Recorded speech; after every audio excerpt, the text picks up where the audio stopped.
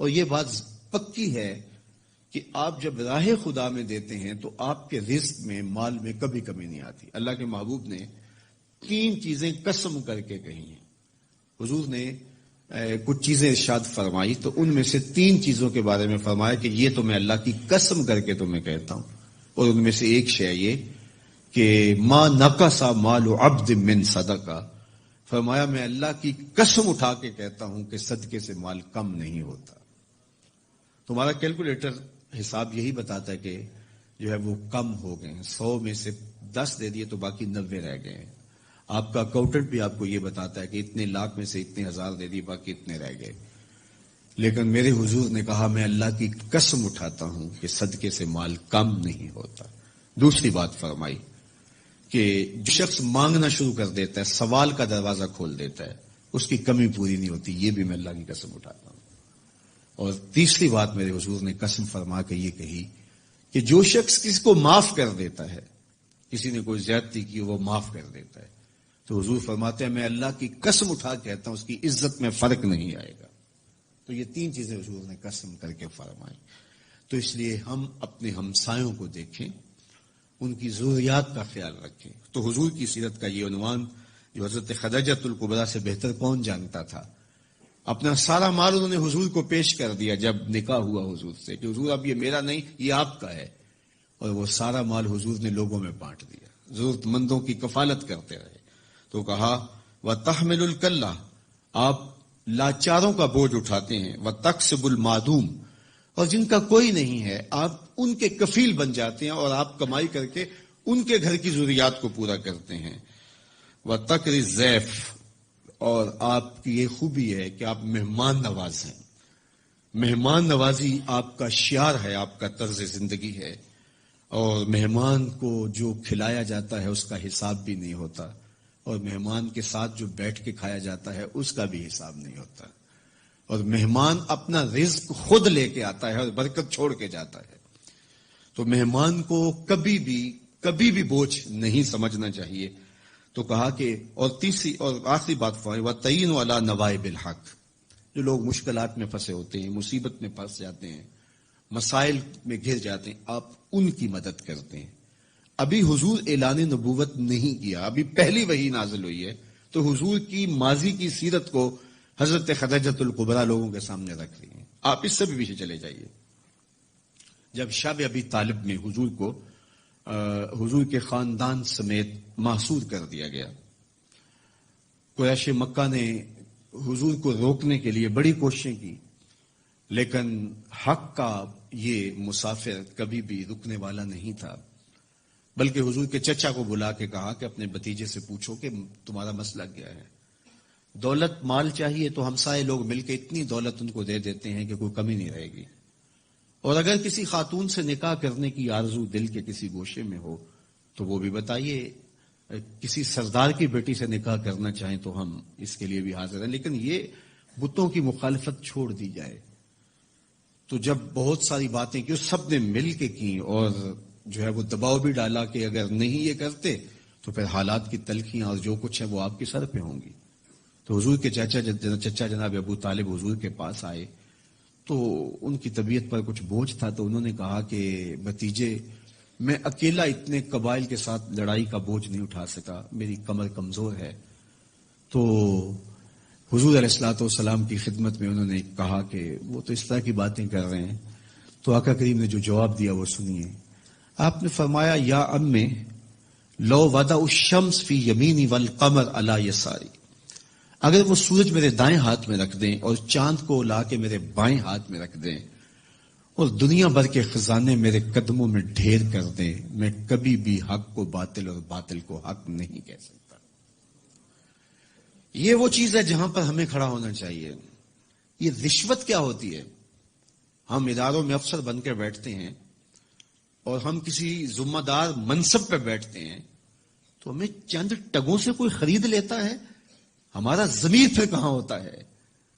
کائنات کی نعمتیں اس کو پیشکش کی جا رہی ہیں جو پیدا ہوا تو باپ کا سایہ سر پہ نہیں ہے، 6 سال کی عمر ہے تو ماں انتقال کر گئی ہے، یہ حالت ہے۔ لیکن کہا جا رہا ہے کہ جناب آپ کو جو چاہیے ہم فراہم کرتے ہیں، لیکن کہا لو وضع الشمس فی یمینی، اگر وہ سورج کو میرے دائیں ہاتھ میں رکھ دیں اور چاند کو میرے بائیں ہاتھ میں رکھ دیں اور میرے پاؤں میں کائنات کے خزانے لا کے دولت قارون بھی رکھ دیں، لیکن میں پھر بھی حق کو حق کہوں گا، باطل کو باطل کہوں گا، تو میں چند ٹگوں پہ اپنی ضمیر کا سودا کیسے کر سکتا ہوں اگر میں رسول اللہ کو مانتا ہوں، اگر میں حضور علیہ الصلوۃ والسلام کا فالوور ہوں، اگر میں ان کا امتی ہوں، ان کا غلام ہوں، ان کا عاشق ہوں، تو پھر میں کیوں اپنے ملک کو بیچوں، میں کیوں عدل کو بیچوں، میں کیوں انصاف کو بیچوں، میں کیوں اپنے منصب کو بیچوں، میں کیوں لوگوں کے حق غصب کروں، لوگوں پر زیادتیاں کروں،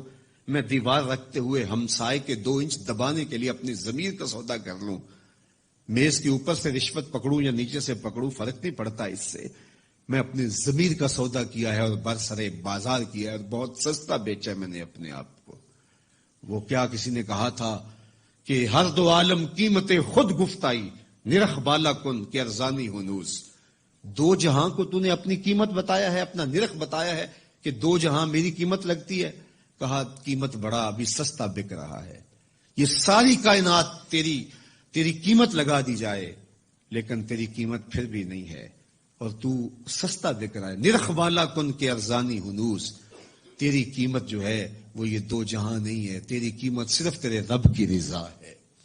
تو کہا کہ میں کبھی بھی، تو یہ حضور علیہ الصلوۃ والسلام کی زندگی تھی۔ خیر انہوں نے جب کہا کہ میں تو نہیں تمہاری بات کو ماننے والا، تو پھر انہوں نے سماجی بائیکاٹ کر دیا، سوشل بائیکاٹ کر دیا اور حضور کو شب ابی طالب میں مقید کر دیا۔ تو حضور کے چچا نے اس وقت ایک قصیدہ لکھا حضور کے نام، چونکہ یہ پانی نہیں پہنچنے دیتے تھے، غلہ نہیں پہنچنے دیتے، کوئی باہر سے بھی آتا تاجر تو اس کا غلہ خود خرید لیتے کہ کہیں وہ بنو ہاشم کے پاس نہ چلا جائے، اور وہ خرید کے اپنی زندگی اور موت کے درمیان جو ٹوٹتا ہوا رشتہ ہے جو ہے وہ اس کو کہیں بچا نہ پائیں۔ تو حضور کے چچا نے ایک ماضی کا واقعہ قریش کو یاد دلایا اس قصیدے میں۔ ہوا اس طرح کہ حضور کی عمر تھی کوئی 9 سال یا 8 سال کہ مکے میں قحط پڑ گیا، تو حضور کے چچا کے پاس لوگ آئے کہ قحط پڑ گیا ہے اور آپ اولاد اسماعیل سے ہیں، تو اللہ کی بارگاہ میں دعا کیجئے کوئی بارش کے آثار پیدا ہوں اور کوئی سبزہ پیدا ہو۔ آپ نے فرمایا تم بھی سین حرم میں پہنچ جاؤ، میں بھی پہنچ جاتا ہوں، وہاں اللہ کی بارگاہ میں دعا کرتے ہیں۔ خیر لوگ جمع ہو گئے تو حضور کو ساتھ لیا حضور کے چچا نے اور سین حرم میں پہنچے اور کعبۃ اللہ کی دیوار کے ساتھ حضور کو یوں کھڑا کیا کہ حضور کی پشت کعبہ کی دیوار کے ساتھ لگ رہی تھی اور رخ لوگوں کی طرف تھا۔ تو جب یوں حضور کھڑے ہو گئے تو حضور کے چچا نے ایسے ہاتھ پھیلا کے کہا اے اللہ اس گوری رنگت والے کے صدقے بارش نازل کر دے۔ راوی کہتا ہے ابن عساکر نے لکھا ہے، باقی لوگوں نے بھی لکھا ہے کہ ابھی جو ہے وہ لوگ گھروں کو نہیں پہنچے تھے کہ چھم چھم می برسنے لگا اور لوگ بھیگ کے گھروں کو گئے اور اتنا سبزہ ہوا کہ لوگ خوشحال ہو گئے۔ تو آج جب حضور علیہ السلام اور حضور کے خاندان کو شب ابی طالب میں مقید کر دیا گیا تو کچھ پہنچنے بھی نہ دیا جاتا، تو حضور کے چچا نے یہ پرانا واقعہ قریش کو یاد دلاتے ہوئے کہا وَأَبْيَضُ يُسْتَسْقَى الْغَمَامُ بِوَجْهِهِ سِمَالُ الْيَتَامَى عِصْمَةٌ لِلْأَرَامِلِ، آج تم پانی نہیں پہنچنے دیتے، غلہ نہیں آنے دیتے، وہ واقعہ بھول گئے ہو جب قحط پڑا تھا اور نہ بارش برستی تھی، نہ سبزہ اگ رہا تھا، جانوروں کی چھاتیاں بھی سوکھ گئی تھی، دودھ بھی نہیں مل رہا تھا۔ یہی میرا وہ گوری رنگت والا بھتیجا تھا جس کے چہرے کو دیکھ کے امٹ کے بادل آئے تھے۔ وہاں 2 لفظ گئے، سمال الیتامى عصمۃ للارامل، یہ میرا وہی بھتیجا ہے جو یتیموں کا سہارا ہے اور بیواؤں کا آسرا ہے۔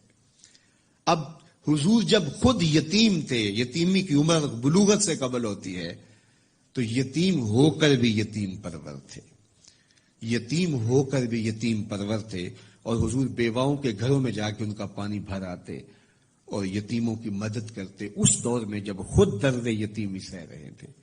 اور پھر میرے حضور نے یتیم کی کفالت کا لوگوں کو درس دیا، اور میں آپ سے ایک سوال کرتا ہوں، اس کائنات میں سب سے اچھا اور خوبصورت گھر کون سا ہے؟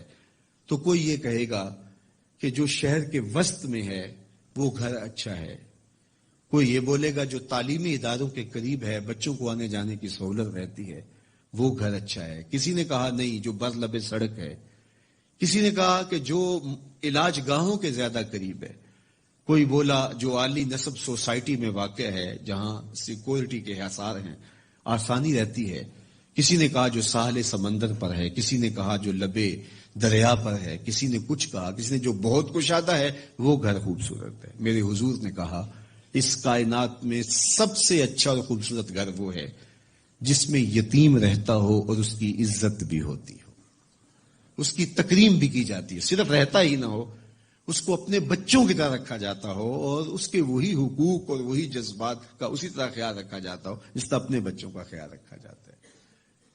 چونکہ خود درد یتیمی سہا ہے۔ علامہ اقبال علیہ رحمہ نے ایک نظم لکھی تھی کہ زمانے میں نالہ یتیم، انجمن حمایت اسلام کے سالانہ اجلاس میں آپ نے وہ نظم پڑھی تھی، تو اس میں یتیم کے دکھڑے بیان کرتے ہیں کہ یتیم کے کیا کیا مسائل ہیں۔ تو اس نالہ یتیم میں وہ مثال کے طور پہ کہتے ہیں جب عید کا چاند نظر آتا ہے تو وہ ایک زمانہ تھا لوگ چھتوں پہ چڑھ کے چاند دیکھا کرتے تھے، تو عمومی بچے زیادہ چڑھتے تھے اور جب چاند نظر آتا تو وہ پھر دوڑتے نیچے آتے اور مبارکیں دیتے اپنے ماں باپ کو کہ چاند طلوع ہو گیا۔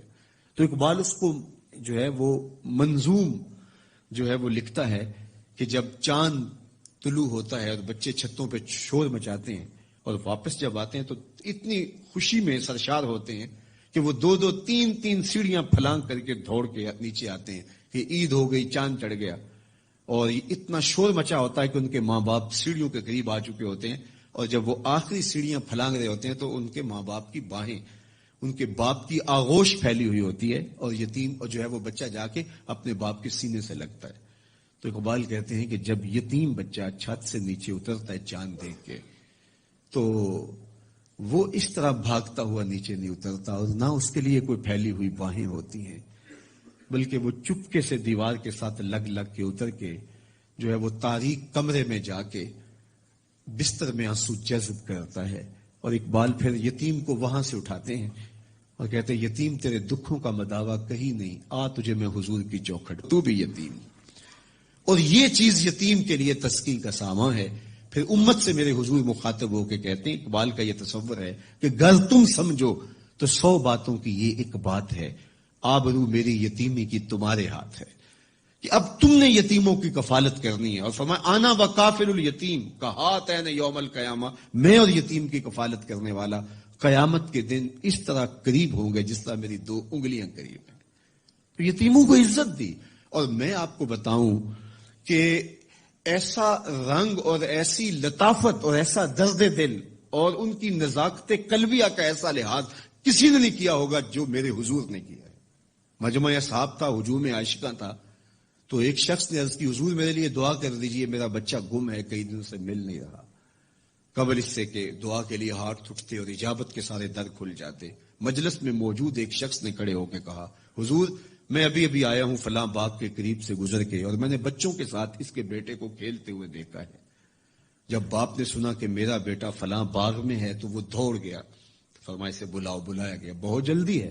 جی حضور آپ جانتے ہیں کہ باپ کے جذبات کیا ہوتے ہیں، 2-3 دن سے بچھڑا ہوں، آنکھیں ترس گئی ہیں، ممتا کی ماری ہوئی ماں الگ بے چین بے قرار ہے، میں چاہتا ہوں جلدی ملوں، آنکھیں ٹھنڈی کروں اور ماں کی گود تک اس کے بچے کو پہنچاؤں، اس نے نہ کچھ کھایا ہے نہ کچھ پیا ہے، اس کو قرار پہنچے۔ فرمایا ضرور جاؤ، میں تمہیں روکتا نہیں، روکنے کے لیے بلایا بھی نہیں، تمہارے جذبات سے بھی آگاہ ہوں، لیکن تمہیں بلایا ہے تو اس کا بھی ایک مقصد ہے۔ جی حضور ارشاد فرمائیے۔ فرمایا جب باغ کنارے جاؤ اور بچوں کے ساتھ اپنے بیٹے کو کھیلتا ہوا پاؤ تو اس کو بیٹا بیٹا کہہ کے آوازیں نہ دینے لگ جانا، اس کا نام لے کے پکارنا۔ عرض کی حضور وہ میرا بیٹا ہے، اگر بیٹا کہہ کے پکاروں تو حرج بھی کیا ہے؟ فرمایا تم نے نام بھی تو کوئی رکھا ہے، اس نام سے پکارنا۔ جی حضور آپ کا حکم، لیکن بیٹا کہہ کے کیوں نہ پکاروں؟ فرمایا تم نہیں جانتے، کئی دنوں سے بچھڑے ہوئے ہو، تمہارے لہجے میں بلا کا رس ہوگا، بڑی مٹھاس ہوگی، لہجے میں بہت شہد ٹپک رہا ہوگا، اور تم نہیں جانتے، ہو سکتا ہے ان کھیلنے والوں میں کوئی یتیم بھی کھیل رہا ہو، اور جب تم اپنے بیٹے کو بیٹا کہہ کے پکارو گے تو اس کا کلیجہ چر جائے گا۔ آج میرا باپ ہوتا تو مجھے بھی بیٹا کہہ کے پکارتا۔ تو کہا یہ شوق گھر جا کے پورا کر لینا، بچوں کے سامنے اپنے بیٹے کو بیٹا کہہ کے نہیں پکارنا۔ اس بات سے منع کیا گیا کہ بیوہ کے سامنے اپنی بیوی سے ملاطفت نہیں کرنی، اظہار محبت نہیں کرنا۔ اس بات سے منع کیا گیا کہ غریب کے سامنے اپنی دولت کی نمائش نہیں کرنی، بلکہ میرے حضور نے تو یہاں تک فرمایا کہ اپنے گوشت کی خوشبو سے غریب ہمسائے کو تکلیف نہ دو، یا تو تھوڑا پانی زیادہ ڈال لو، شوربے کی پیالی ہمسایوں کے گھر بھی بھیج دو، اور اگر ایسا نہیں کر سکتے تو ایسے زاویے میں، ایسے وقت میں کھانا پکاؤ کہ غریب کے بچوں تک مہک نہ پہنچ پائے۔ بچے تو بچے ہوتے ہیں، وہ ضد کر بیٹھے، غریب باپ ضد پوری نہ کر سکتا ہوا تو ان بلکتے بچوں کے آنسو کون پوچھے گا؟ وہ کیا کسی نے کہا تھا نا، دوپہر کو سلا دیتی ہے بچوں کو وہ اس ڈر سے گلی میں پھر کھلونے بیچنے والا نہ آ جائے۔ تو یہ تو ان لوگوں کے درد کو سمجھا جائے۔ ہمارے دیہاتوں میں ایک رسم چلتی ہے، رسم وکھالا، شاید آپ کے شہر میں نہ ہو اور اس کی کوئی اور صورت یہاں پائی جا رہی ہو۔ وہ یہ ہوتا ہے کہ جب ہم بیٹی کی شادی کرتے ہیں تو اس کو جو جہیز دینا ہوتا ہے وہ 4 پائیوں کے اوپر بچھا دیتے ہیں، اور ایک خاتون کو کہتے ہیں جاؤ پورے محلے کی خواتین کو بتاؤ کہ ہماری بیٹی کا جہیز دیکھ جائیں، اور پھر محلے کی ساری خواتین آتی ہیں اور وہ دیکھتی ہیں۔ اچھا، دیا تو ہم نے اپنی بیٹی کو ہے، محلے کی خواتین کو ہم کیوں دکھا رہے ہیں؟ صرف داد وصول کرنے کے لیے۔ کل چوپالوں میں تذکرے ہوں کہ واہ واہ سیٹھ صاحب نے، چودھری صاحب نے، خان صاحب نے، ملک صاحب نے کمال کر دی۔ چوپالوں پہ، بیٹھکوں میں باتیں ہوں، تندور پہ باتیں ہوں کہ واہ واہ کمال کر دی، فلاں خاتون نے تو حد کر دی۔ تم نے داد وصول کر لی، لوگوں نے بھی واہ واہ کہہ لیا، لیکن تم نے یہ نہ سوچا کہ تمہاری بیٹی کا جہیز دیکھنے کے لیے یہ 3 بچیاں بھی آئیں، اس مزدور کی بیٹی بھی آئی جو بڑھاپے کے باوجود کلی والا ڈبہ اٹھا کے جا کے مزدوروں والے اڈے پہ بیٹھ جاتا ہے، اور اس کو بوڑھا سمجھ کے کوئی قبول نہیں کرتا، اور جوں جوں دھوپ چمکتی جاتی ہے اور دن چڑھتا جاتا ہے تو اس کا دل ڈول رہا ہوتا ہے، وہ آنے والوں سے چمٹ کے کہتا ہے مجھے 20 روپے 50 روپے کم دے دینا، مجھے لے جاؤ، لیکن اسے کمزور سمجھ کے کوئی ساتھ لے جانے کے لیے تیار نہیں ہوتا۔ تو پھر جب وہ واپس روٹی باندھے ہوئے ہاتھ میں ڈبہ اٹھائے واپس جاتا ہے تو کوئی جانتا ہے اس کے قدم کتنے بوجھل ہوتے ہیں؟ گھر کی دہلیز عبور کرنا پل صراط عبور کرنے کے مترادف ہوتا ہے اس کے لیے، اور اس کی بیٹیاں جو گھر میں دہلیز پہ بوڑھی ہو رہی ہیں اور انہیں صرف اس لیے قبول نہیں کیا جا رہا کہ وہ غریب کی بیٹیاں ہیں۔ آج جب اپنے باپ کو خالی آج بھی مزدوری کے بغیر آتا ہوا دیکھتی ہیں تو کوئی ان کے اندر کی گھٹن اور بے چینی کا اندازہ کر سکتا ہے؟ کوئی پیمانہ ہے آپ کے پاس جو اس کے درد کو ناپ سکے؟ تمہاری بیٹی کا جہیز اس مزدور کی بیٹیاں بھی دیکھنے آئیں، تم نے تو داد وصول کر لی، لیکن جو زخم ان کے کلیجے پہ لگے اس کا مداوا کس کے پاس ہے؟ تارا ٹوٹتا سب نے دیکھا، یہ نہ دیکھا ایک نے بھی، کس کی آنکھ سے آنسو ٹپکا، کس کا سہارا چھوٹ گیا۔ تو میرے حضور تو کس قدر نزاکت قلبیہ کا لحاظ رکھنے کی تلقین کرتے ہیں کہ اپنے گوشت کی خوشبو سے غریب ہمسائے کو بھی تکلیف نہ دو۔ سید سلیم گیلانی نے لکھا تھا کہ امیر آدمی آسائش نہ چھوڑے، نمائش چھوڑ دیں تو غریبوں کی جان سوکھی ہو سکتی ہے، لیکن ہم اپنا طرز عمل بدلنے کے لیے تیار نہیں ہوتے ہیں۔ آج جو ایلیٹ کلاس کا طرز زندگی ہے اس نے غریبوں کی زندگی کو اور اوکھا کر دیا ہے۔ میرے حضور کو میرے رب نے اختیار دیا کہ اگر آپ چاہیں تو یہ بتا مکہ سونے اور چاندی کا بن جائے اور آپ جس طرح چاہیں، لیکن حضور نے فرمایا نہیں کہ میں جو ہے وہ فقر کی زندگی کو اختیار کرتا ہوں۔ آج غریب حضور کو دیکھ کر کے ایک تسکین پا جاتا ہے، اور اگر حضور کی سیرت کا یہ عنوان ہمارے سامنے نہ ہوتا تو پھر بتائیے آج غریب کے لیے جائے امان کہاں ہوتی؟ میرے حضور نے غریب کو ان کے دکھ مٹانے کے لیے ایک جملہ ارشاد کیا، سنیے ذرا، کیا حکمت والے نبی ہیں۔ فرمایا کہ جو اللہ کے دیے گئے تھوڑے رزق پہ راضی ہو گیا، جو اللہ کی طرف سے دیے گئے تھوڑے رزق پہ راضی ہو گیا، اللہ قیامت کے دن اس کے تھوڑے عملوں پہ راضی ہو جائے گا۔ کتنا بڑا سہارا ہے، کتنا بڑا آسرا ہے۔ اور اس کا جو ہے رخ، دوسرا رخ کیا ہے؟ جو اللہ کے زیادہ دیے پر بھی راضی نہ ہوا تو پھر وہ سوچے کہ وہ کہاں کھڑا ہے۔ یعنی میں اور آپ ہم دیکھیں کہ ایک طرف جو اللہ کے دیے گئے تھوڑے رزق پہ راضی ہو گیا، اللہ قیامت کے دن اس کے تھوڑے عملوں پہ راضی ہو جائے گا، کہ میرے بندے تجھے ضرورت تھی تو پھر بھی میرے پہ راضی ہو گیا. تجھے بچوں کے لیے فیس چاہیے تھی, تجھے سر چھپانے کے لیے مکان چاہیے تھا, تجھے 3 وقت کا کھانا چاہیے تھا, تجھے بیمار بچوں کے لیے دوا چاہیے تھی, لیکن تو پھر بھی راضی ہو گیا کہ میرے مالک نے مجھے جس حالت میں رکھا ہے میں واہ واہ خوش ہوں. تو جو اللہ کے دیے تھوڑے رزق پہ راضی ہو گیا, اس کو تو ضرورت تھی پھر بھی راضی ہو گیا. بندے مجھے تو تیرے عملوں کی ضرورت بھی نہیں ہے, تو میں تیرے تھوڑے عملوں پہ راضی ہو جاؤں گا. اور دوسرا پہلو کیا, جو اللہ کے دیے زیادہ رزق پہ بھی راضی نہیں ہوا, ہر وقت ناشکری ناشکری ناشکری, تو پھر وہ دیکھے کہ قیامت کے دن اس کو کتنے سخت حساب سے گزرنا ہوگا. تو آئیے حضور کی سیرت کے سائے میں اپنی زندگی گزارنے کا عزم کیجیے. حضرت انسان کو اللہ تعالیٰ جل شانہ نے جسم اور روح دونوں کے مجموعے سے پیدا کیا ہے. صرف جسم کا نام زندگی نہیں ہے اور صرف روح کا نام زندگی نہیں ہے. یسألونک عن الروح قل الروح من امر ربی, روح اللہ کے امر کا نام ہے, وہ ایک باطنی لطیفہ ہے. اور جسم یہ آگ ہوا مٹی اور پانی, یہ ان 4 چیزوں کا مجموعہ ہے. جب روح چھوڑتی ہے اسے تو یہ بے حس بے جان ہوتا ہے, اس کی کوئی حیثیت باقی نہیں بچتی.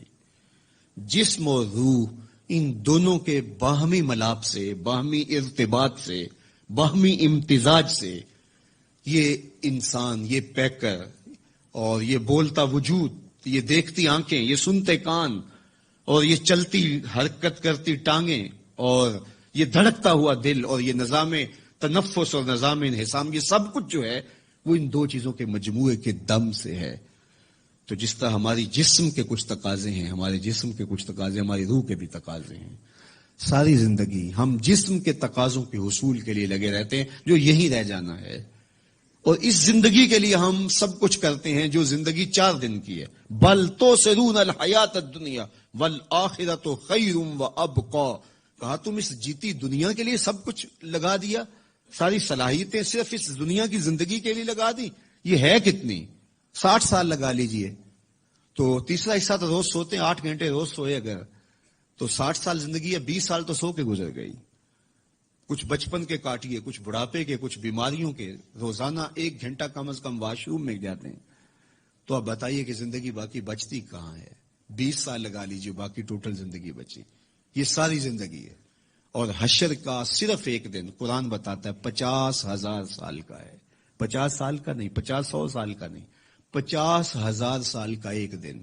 اس کے بعد نہ ختم ہونے والی زندگی. موت کو بھی مینڈے کی شکل میں لا کے ذبح کر دیا جائے گا. حدیث پاک میں آتا ہے کہ جنتی جنت سے دیکھ رہے ہوں گے, جہنمی جہنم سے دیکھ رہے ہوں گے.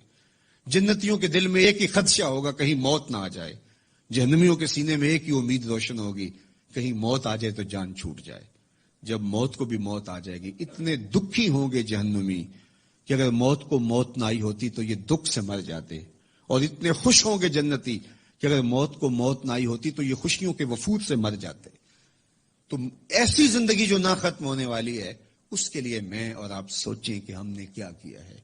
میرے حضور نے جو ہمیں زندگی دی ہے, وہ یہ جو سیرت دی ہے, جو کردار دیا ہے, وہ یہ زندگی بھی سنوارتا ہے اور وہ زندگی بھی سنوارتا ہے. ایسا دین حضور نے نہیں دیا جس طرح راہبانہ دین تھا کہ ٹھیک ہے دنیا ترک کرو تو آخرت ملے گی. میرے حضور نے یہ دین نہیں دیا. لا رہبانیت فی الاسلام, اسلام میں رہبانیت کا تصور ہی نہیں ہے. یہ زندگی بھی بھرپور گزارو اور وہ زندگی بھی. ایک صحابی آئے حضور کی خدمت میں, حدیث میں آتا ہے چوزے کی طرح کمزور تھے, مثال ہے ان کی کمزوری کی. تو حضور نے فرمایا تو نے اللہ سے کوئی دعا مانگی تھی؟ اس نے کہا جی حضور میں نے دعا مانگی تھی, شاید وہ قبول ہو گئی. کیا دعا مانگی تھی؟ میں نے کہا تھا مالک میری دنیا چاہے برباد ہو جائے, آخرت سنور جائے. جو آخرت کے حصے کے دکھ ہیں وہ بھی دنیا پہ بھیج دے, تاکہ میں آخرت سنوارنا چاہتا ہوں. تو مجھے بڑی بیماریاں, بڑے دکھ, بڑی مقاومتیں, مخالفتیں, دوستوں کی طرف سے تلخ رویے, میری تو زندگی کو کھا گئے یہ چیزیں, اور آپ میری حالت دیکھ رہے ہیں. تو میں نے اللہ سے کہا تھا میری آخرت ٹھیک ہو جائے, دنیا جیسے تیسے بھی گزرے, برباد ہو جائے دنیا, کوئی ٹینشن نہیں. اب حضور اس بات پہ خوش نہیں ہوئے کہ اس نے آخرت سنوار لی, دنیا برباد کر لی, ناراض ہوئے. فرمایا تو نے یہ کیوں نہیں کہا, تو یہ کیوں کہا کہ میری آخرت سنور جائے اور دنیا برباد ہو جائے, تو نے یہ کیوں نہیں کہا ربنا آتنا فی الدنیا حسنۃ وفی الآخرۃ حسنۃ, اے اللہ میری یہ دنیا بھی بہتر کر دے, میری وہ دنیا بھی بہتر کر دے. یہاں ذلیل ہونے کے لیے ہم نہیں آئے, عزت یہاں بھی پائیں اور عزت وہاں بھی پائیں. لیکن ہماری ترجیح کیا ہے؟ وہ زندگی ہے، آخرت کی زندگی، جہاں ہم نے زیادہ رہنا ہے۔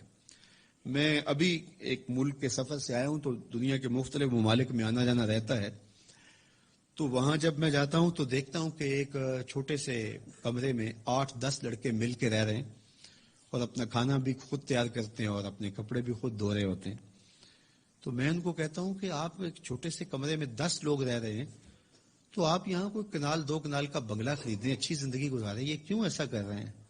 تو وہ کہتے ہیں حضرت آپ جانتے ہیں ہم نے یہاں کون سا مستقل رہنا ہے، ہمارا پاکستان میں دیکھو 2 کنال کا بنگلہ بن رہا ہے۔ تو میں کہتا ہوں یہی تو میں سمجھانے آیا ہوں، جہاں جتنا رہنا ہو اتنا ہی وہاں حساب رکھا جاتا ہے۔ دنیا میں رہیں، ضرور رہیں، بھرپور زندگی گزاریں، لیکن دنیا سے اتنا تعلق رکھیں جتنا ہم اس دنیا میں رہنا ہے۔ وہ لوگ جن کے ہاں آخرت کا تصور نہیں ہے، وہ اس دنیا کو ہی سب کچھ سمجھتے ہیں، وہ تو آنکھیں بند ہوگی تو پتہ چلے گا کہ آخرت تھی یا نہیں، لیکن جن کا آخرت کا تصور موجود ہے ان کو یہ زیبا نہیں ہے کہ اپنی آخرت بارے میں کچھ نہ سوچیں۔ تو اللہ مجھے آپ کو حضور کی سیرت کے سانچے میں زندگیاں ڈھال دینے کی توفیق عطا کرے، اور حضور کا پیار ہماری روحوں میں اتار دے، ان کے بتائے ہوئے طریقے ہم اختیار کریں۔